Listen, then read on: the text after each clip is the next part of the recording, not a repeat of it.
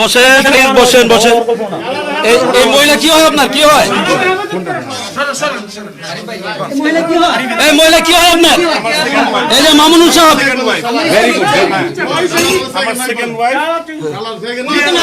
আপনার আপনার second wife তো আমি তাকে বিয়ে করছি, শরীয়ত সম্মতভাবে বিয়ে করছি। ভেরি গুড ঠিক আছে। উনি বলতেছে যে আমার কবে বিয়ে করছেন? কবে বিয়ে করছেন? কথা বলেন। উনি বলছে কবে বিয়ে করছেন? আপনি বিয়ে করলে আপনি রয়্যাল রিসোর্টে আসবেন কেন? সোনাগার রয়্যাল রিসোর্টে কেন আসবেন? আচ্ছা ভাই, আপনি যে বিয়ে করছেন কত বছর ধরে বিয়ে করছেন? 2 বছর হয়েছে। 2 বছর ধরে। তাহলে আপনি এই যে এত জায়গা থাকতে আপনি রয়্যাল রিসোর্টে কেন আসলেন? সময় কাটাইতে বা এই যে রাত কাটাতে দিন কাটাতে কেন রয়্যাল রিসোর্টে আসলেন? আমি বেড়াইতে আসছি তাকে না, নিয়ে। আপনি আপনি বেড়াতে অন্য জায়গায় বেড়াইতে পারেন।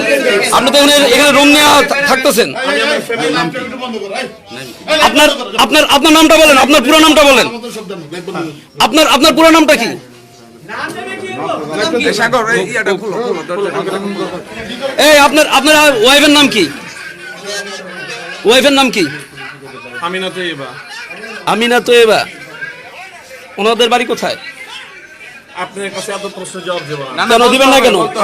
আপনি আপনি আকাম করবেন আর আপনি আমাদের মিডিয়ার কাছে আপনি বলবেন না। কসম খেয়ে বলে আমি নো, আকাম ইম্পসিবল করি নাই। ইম্পসিবল। আল্লাহর কসম খেয়ে বলে আমি কোনো আকাম আপনারা তো এমনই কসম খান। সত্য কথা বলেন, আপনি সত্য কথা বলেন। আচ্ছা, আপনারা প্রশ্ন করেন, উত্তর দিবে, সমস্যা নেই। খারাপ আচরণের কিছু দরকার নেই। আপনারা যদি প্রশ্ন করতে চান করেন, আমি উত্তর দেব ইনশাআল্লাহ। ঠিক আছে। ফরিদ ভাই, আপনি আসছেন কখন এখানে? আমি আসছি দুপুরে। দুপুরে। আপনি কোথায় আসছিলেন মূলত? এখানে মানে এই হোটেলে আমরা এখানে সোনারগাঁও যেটা বেড়াইতে আসছিলাম। সোনারকে বেড়াতে আসছেন? সোনাকে কেউ জানে? ওলামা একরাম জানে কেউ? না, আমি তো আলেম ওলামাদের কাছ থেকে দেখা করে আসি না।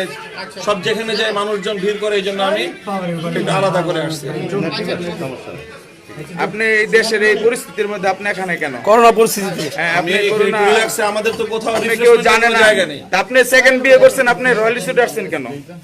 আপনি বাসায় থাকবেন, ওয়াইফ নিয়ে আপনি ঘুরতে আসছেন, এটা কারণ কি? আপনি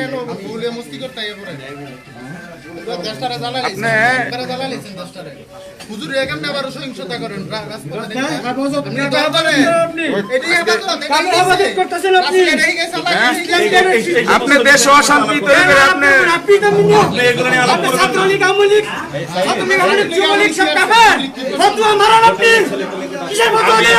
যুবলীগ, ছাত্রলীগের সাথে আমার আলোচনা, সেই প্রশ্ন এখানে করতে আসছি না। কোথায় বিয়ে করছেন?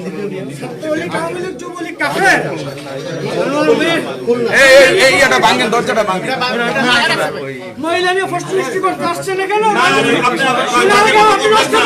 সে আমার বিবাহিত স্ত্রী। আপনারা দেখছেন মামুনুর এই মহিলাকে বিবাহিত দ্বিতীয় স্ত্রী বলে দাবি করছেন, কিন্তু আসলে এখানে আমরা যতটুকু জানতে পেরেছি যে এই এই মহিলার সাথে তার সাথে অবৈধ সম্পর্ক।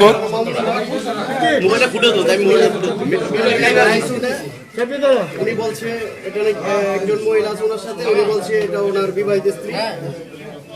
এখানে সোনারগাঁ থানার ওসি তদন্ত তবিদুর রহমান আছেন, এসিলেন সমস্যা উপস্থিত আছেন। আপনারা যারা করতেছেন, আমি আপনাদের আপনারা যারা আমার সঙ্গে দুর্ব্যবহার করেছেন, আমি আপনাদের সাথে আপনাদের ব্যাপারে আইনানুগ ব্যবস্থা নেব। কার বিরুদ্ধে নেবেন আপনি আইনের ব্যবস্থা? অবশ্যই আইনের ব্যবস্থা নেবেন। কার বিরুদ্ধে নেবেন? আমাদের আমাদের বিরুদ্ধে, আমাদের বিরুদ্ধে নেবেন। যারা দুর্ব্যবহার করতেছেন আমার সাথে, তো আপনার সাথে কে দুর্ব্যবহার করলো? আপনি এখানে আপনি আপনি এখান থেকে পালা যাওয়ার জন্য পাগল হয়েছেন কেন? আপনার ওয়াইফ যদি নিয়ে আসেন, আপনি এখানে মধ্যে বুক খুলে কথা বলবেন। আপনি আপনি কেন পালা যাইতেছেন?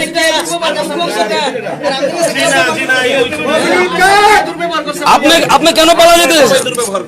আপনি কেন পালা যেতে চাইছেন? আপনি কেন পালা যেতে চাইছেন? আসি রয়্যাল রিসোর্টে আইবেন। আমরা রয়্যাল রিসোর্টে আইবেন। আমরা কয় হাজার টাকা বেতন পাই বলেন? বলেন আপনি দেন জনগণের উত্তর দেন এই রুমটার দাম আর 12,000 টাকা। আর- আর আর যে মেয়েটাকে আমরা দেখলাম অলরেডি, এই মেয়েটা কিন্তু আপনার বয়সের সাথে কিন্তু কোনো ম্যাচ খায় না, কোনো ম্যাচ খায় না। কি প্রমাণ আছে? প্রমাণ বাইর করেন। কাবিননামা কই? আপনার কি প্রমাণ আছে? দিব তো আমি শরীয়ত সম্মতভাবে বিয়ে করছি। কাবিননামা কই? কাবিননামা কই? বিবাহিতা স্ত্রী বললাম তো। আমার বিবাহিতা স্ত্রী সে। আর কোনো কথা আছে? বিবাহিত স্ত্রী কেন? কাবিননামা ছাড়া আপনি কাবিননামা ছাড়া এটা এখন নারায়ণগঞ্জ সোনারগাঁও উপজেলার রয়্যাল রিসোর্টে আমি আল্লাহর নামের শপথ মামুনুর রশিদ হাতে নাতে ধরা খেয়েছেন এক মহিলা সহ। তিনি দাবি করছেন যে এটা তার দ্বিতীয় স্ত্রী, কিন্তু আদৌ কি স্ত্রী কিনা তিনি প্রমাণ দেখাতে পারেননি। কাবিননামা নাম। আপনি মিডিয়ার বিরুদ্ধে আইনানুগ ব্যবস্থা নেবে এই কথাটা কেন বললেন? আপনি মিডিয়ারে করেন আপনারা। আপনার গত একটা আপনার স্ত্রী এত ইয়াং, আজকে আপনি বলতেছেন মিডিয়ার সাথে এত ইয়াং কেন? এই, আপনি যে বললেন যে আপনার স্ত্রী এই ইয়া করা, হ্যাঁ আমরা তো দেখলাম মুখ খোলা, আপনার স্ত্রী তো আমরা দেখলাম মুখ খোলা, হুট করে হুট করে কি আপনার স্ত্রী তো বের হয়েছে? আপনি বের হইছে বের হয়েছে না উনি?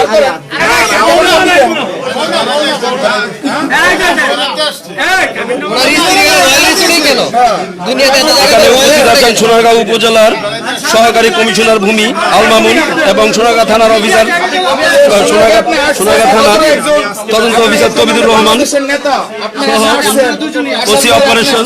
আচ্ছা শুনেন এক সেকেন্ড, আমরা যখন আপনারা না আসলাম আপনি আমাদেরকে ধাক্কা দিয়ে আপনি আপনি কেন পালাতে চাইলেন? আপনি পালাই যাচ্ছেন। আমি কে? আপনাকে আমি সাধারণ মানুষ। আপনি তো আপনি কথা বলতেছেন কেন?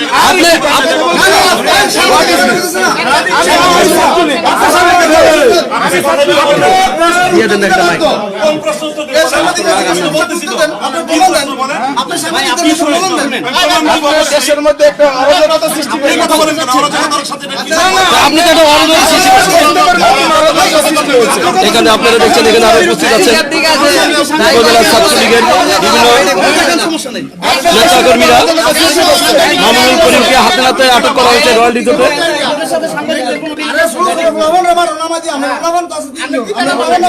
আমার ছেলে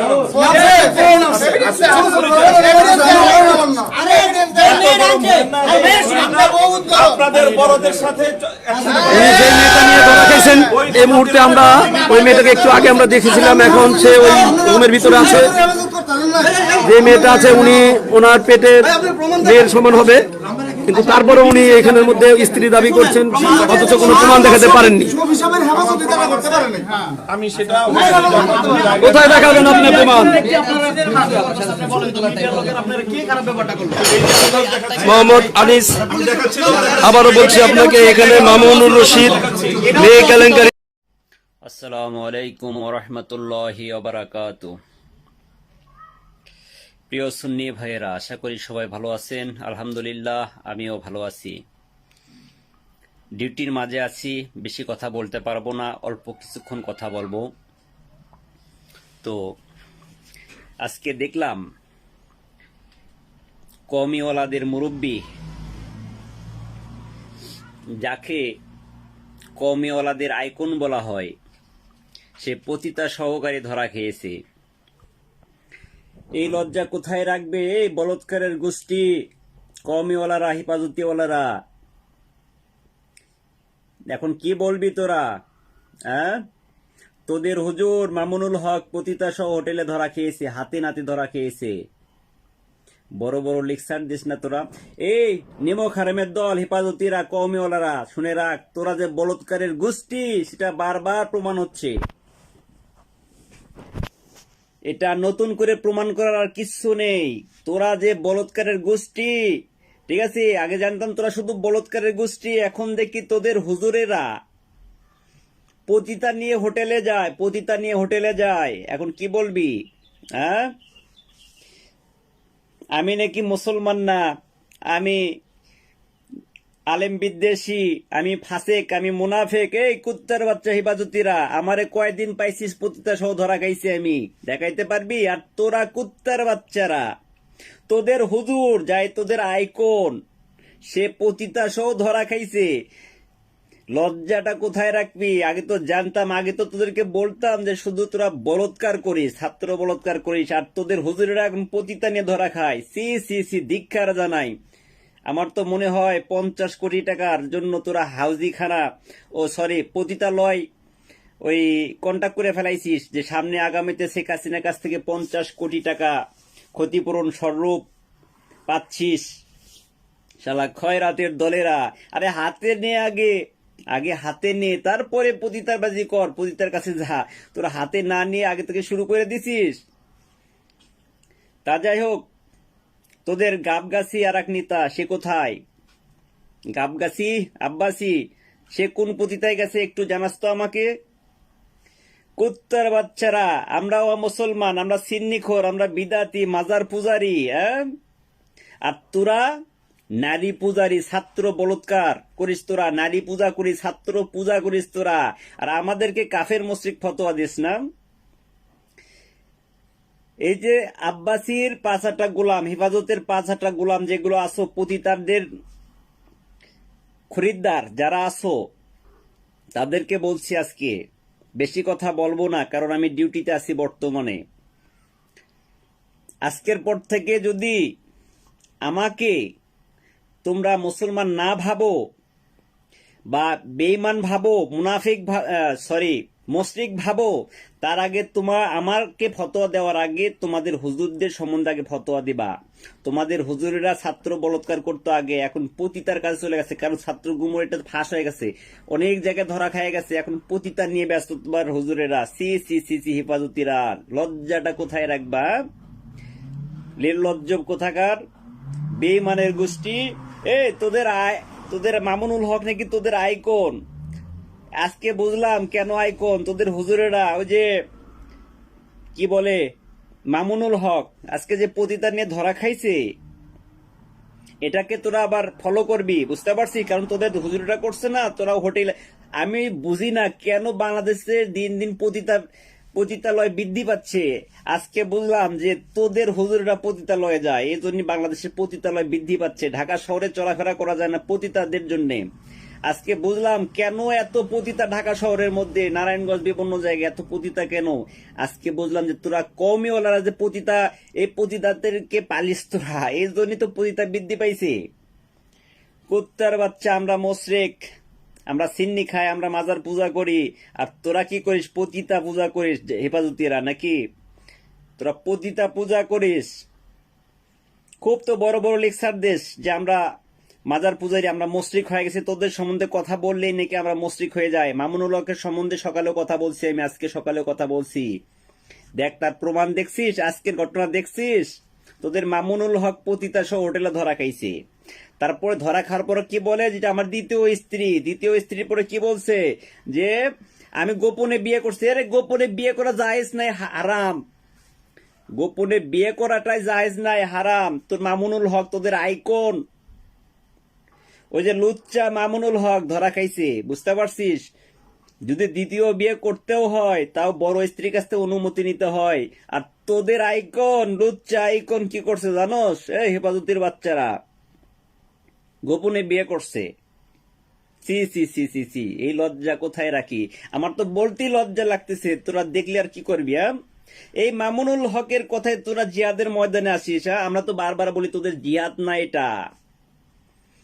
এটা কোনোদিন জিহাদ হতে পারে না। আমরা অনেকবার বলছি আমরা। তোরা তো মনে করিস এখানে গিয়ে মরলি মনে হয় শহীদ হয়ে যাব। এরে লুচ্চার ডাকে সারা দিলে পারে কি কেউ শহীদ হয়? দেখছিস কখনো? আরে লুচ্চর ডাকে সারা দিয়ে যদি কেউ মরে, ঠিক আছে, ওই জিনার ভাগলে মনে কর ওই যে কবরে যাবে, আর ওই যে হাসর ময়দানে উঠবে না। এই যে তোদের আইকন মামুনুল হক জিনা করতে গিয়ে ধরা খাইছে, হাতে নাতে ধরা খাইছে।